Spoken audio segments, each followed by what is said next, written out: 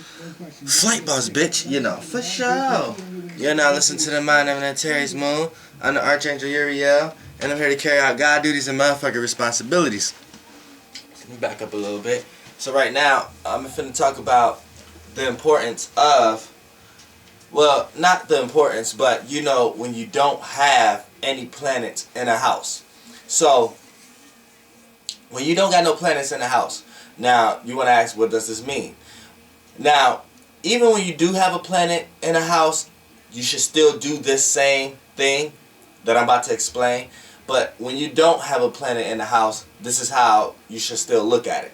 Now, when you have a sign, the Pacific sign that resides in the house, the ruler planet of that sign, wherever that planet house, wherever that planet is at, aka wherever house that planet is in, we're going to call that a house lord.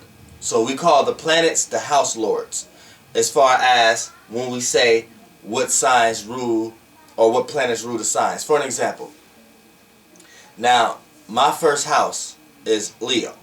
So what planet rules Leo, or what star rules Leo? The sun.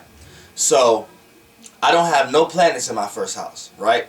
So now I want to go see where my house lord is at. So in this case, when we talk about house lords, the first house lord is the sun, because the sun rules Leo.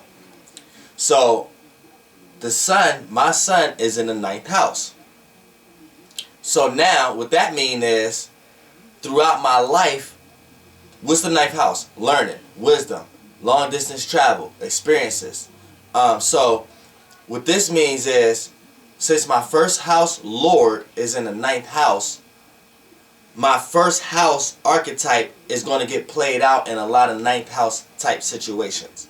Now, and the better I know how to go along with the flow, the better I can lighten my load in this existence. For an example, okay, my first house lord is in the 9th house. So this means that, and it's the sun. So first of all, let's talk about this, the planet itself that's going to be the lord.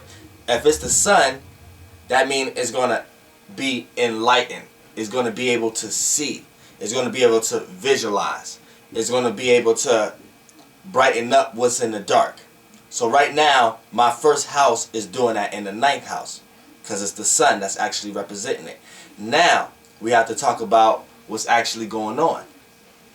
Now, what's actually going on now is, I'm going to have to learn a lot about myself, because the first house deals with the personality and the personal issues and your personal insecurities, good or bad. Insecurities, I don't know why I have a negative annotation.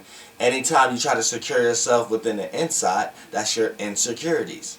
It just so happens a lot of people have more bad ones than good ones, but that's here or there. But when we want to talk about the first house, is personal, your personality and your personal issues.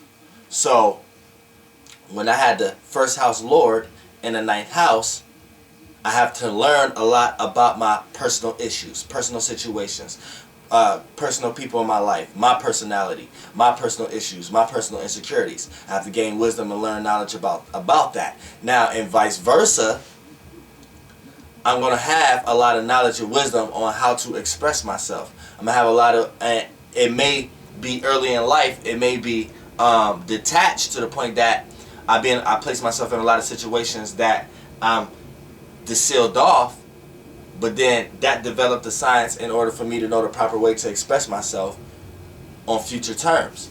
Now also, I'm going to have a lot of knowledge and wisdom on why I'm going through a lot of or why certain personal issues I'm going through, why they are the way they are. You know what I'm saying? So this is going to make me in a form of a teacher, or a teacher of expression, or a teacher of inspiration, or a teacher of knowledge, a teacher of wisdom.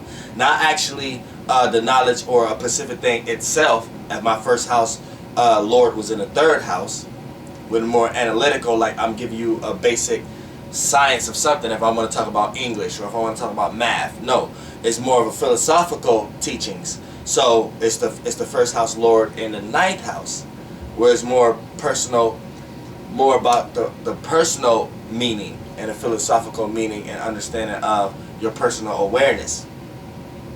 Now, that's to say if you don't have a planet in the second house. If you don't have no planet, if you don't have planets in the second house, and say your second house is Aquarius.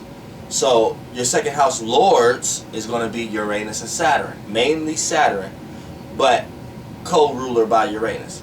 So what happens here is, say that now first of all, your first house lord, let's start off with Saturn. So say it's in the 6th house. So your second house lord is in the 6th house. So what happens here? Now first of all, let's talk about the planet itself. It's Saturn. So Saturn is gaining stability, gaining structure, and setting boundaries and restrictions on limits on certain things. So when you have it being in the second house lord, if the second house is Aquarius, second house lord in the 6th house, what happens here is you're gonna be the type of person that create boundaries and restrictions and limits on things that they do on a day-to-day basis, things that they do in a routine, things that you do, things that you want to work towards. You know what I'm saying? To see it grow and create a foundation around it. Now, also, and vice versa, with the second house lord being in the 6th house. Now it can play out that you put work towards gaining material things, or you put things into routine that pleasures, like you put pleasures and things that you value in the routine. So this can go into indulging or not doing things in moderation.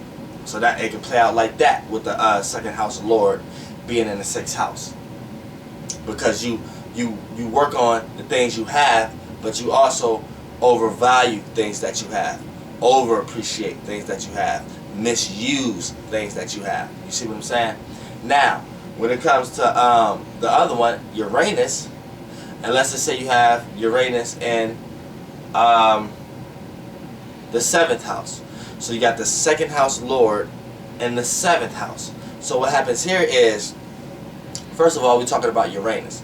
So it's going to bring, if Uranus is the lord of the second house, it's going to bring what you value, what you feel like you have to offer. And if it's placed in the 7th house, first of all, it's going to be changes, rebellion, but also uniqueness and originality. But in this case, if it's in the 7th house, it's going to be based upon situations when you're relating to others, or you're relating to places or things or people.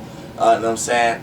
And anytime you step in a form of relating to people, when it's the second house lord in the 7th house, you're going to relate to people in a real earthy type way, in so many ways. I don't want to say earth because you may have another element in that second house, but at the same time, when we talk about Aquarius being here, you know what I'm saying, you communicate about what you value, you communicate what you have to offer, and you do that when you relate to others, communicating to others.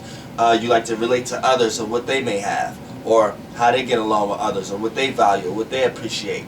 You know what I'm saying? And you like to conduct that and communicate that. A lot of times you may be, it may be a little bit materialistic, or maybe in a type of way that you feel like it has to be something in reality, or something you can physically touch, or something you physically have, or a person you can physically use, or something like that. In order to talk about it, you may not want to talk about just ideas or anything like that. You may want to talk about hard, cold facts.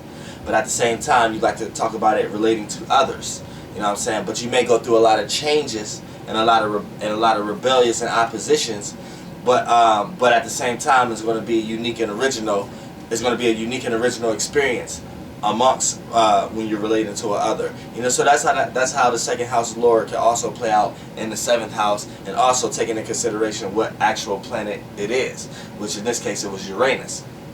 So you know, it's kind of you know, if you're kind of familiar with astrology, you kind of get it. But if you're not, it can kind of like throw you off a little bit, to the point that you got to. So I'm gonna come up with a better way of explaining it. But for right now, I just wanted to do a little quick video because somebody just asked me that.